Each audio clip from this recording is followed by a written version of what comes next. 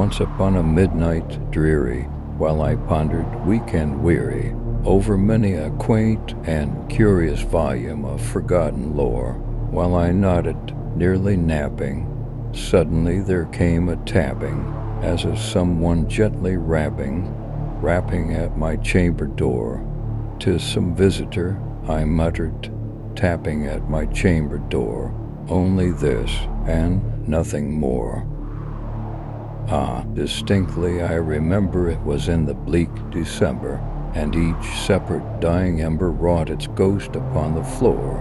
Eagerly I wished the morrow, vainly I had sought to borrow from my books surcease of sorrow, for the lost Lenore, for the rare and radiant maiden whom the angels name Lenore, nameless here forevermore.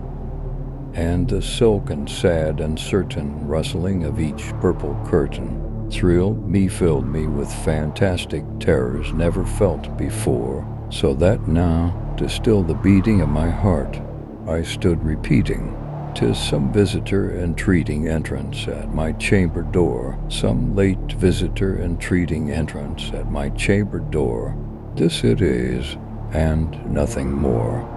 Presently my soul grew stronger, hesitating then no longer. "Sir," said I, "or madam, truly your forgiveness I implore, but the fact is I was napping, and so gently you came rapping, and so faintly you came tapping at my chamber door, that I scarce was sure I heard you. Here I opened wide the door, darkness there, and nothing more. Deep into that darkness peering, long I stood there wondering, fearing, doubting, dreaming dreams no mortals ever dared to dream before. But the silence was unbroken, and the stillness gave no token, and the only word there spoken was the whispered word, Lenore. This I whispered, and an echo murmured back the word, Lenore. Merely this, and nothing more. Back into the chamber turning, all my soul within me burning. Soon again I heard a tapping somewhat louder than before. "Surely," said I, "surely that is something at my window lattice. Let me see, then, what thereat is, and this mystery explore. Let my heart be still a moment, and this mystery explore. 'Tis the wind and nothing more." Open here I flung the shutter, when with many a flirt and flutter, in there stepped a stately raven of the saintly days of yore.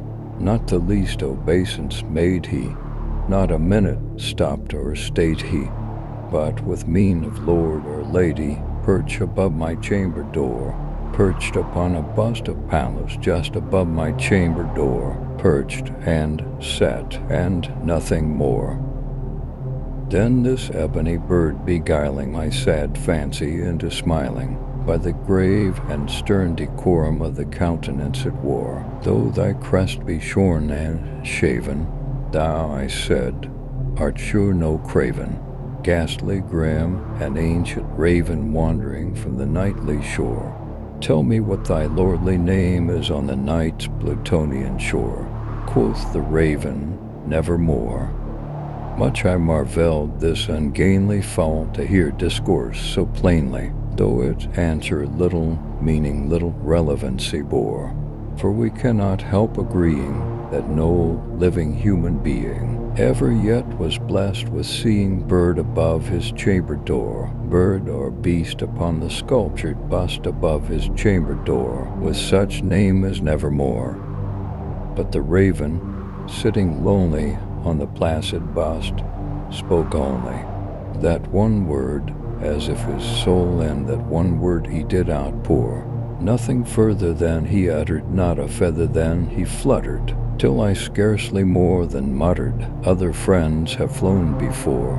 On the morrow he will leave me, as my hopes have flown before." Then the bird said, "Nevermore." Startled at the stillness broken by reply so aptly spoken, "Doubtless," said I, "what it utters is its only stock and store.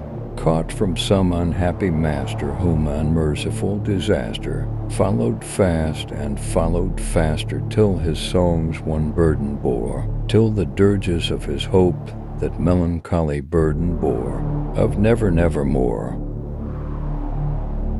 But the raven still beguiling my sad fancy into smiling, straight I wheeled the cushioned seat in front of bird and bossed and tore. Then, upon the velvet sinking, I betook myself to linking fancy unto fancy, thinking what this ominous bird of yore, what this grim, ungainly, ghastly, gaunt, and ominous bird of yore meant in croaking nevermore. This I sat engaged in guessing, but no syllable expressing to the fowl whose fiery eyes now burned into my bosom's core. This and more I sat divining, with my head at ease reclining on the cushion's velvet lining that the lamplight gloated o'er, but whose velvet violet lining with the lamplight gloating o'er she shall press talk nevermore. Then, methought, the air grew denser, perfumed from an unseen censer, swung by seraphim whose footfalls tinkled on the tufted floor. Wretch, I cried, thy God hath lent thee, by these angels he hath sent thee, respite, respite, and nepenthe from thy memories of Lenore. Quaff, O quaff this kind nepenthe, and forget this lost Lenore. Quoth the raven, nevermore. Prophet, said I, a thing of evil, prophet still, if bird or devil, whether tempter sent, or whether tempest tossed thee here ashore, desolate yet all undaunted, on this desert land enchanted, on this home by horror haunted, tell me truly, I implore, is there balm in Gilead? Tell me, I implore. Quoth the raven, nevermore. Prophet, said I, a thing of evil, prophet still, if bird or devil, by that heaven that bends above us, by that God we both adore, tell this soul with sorrow laden, if within the distant Eden it shall clasp a sainted maiden whom the angels name Lenore, clasp a rare and radiant maiden whom the angels name Lenore. Quoth the raven, nevermore.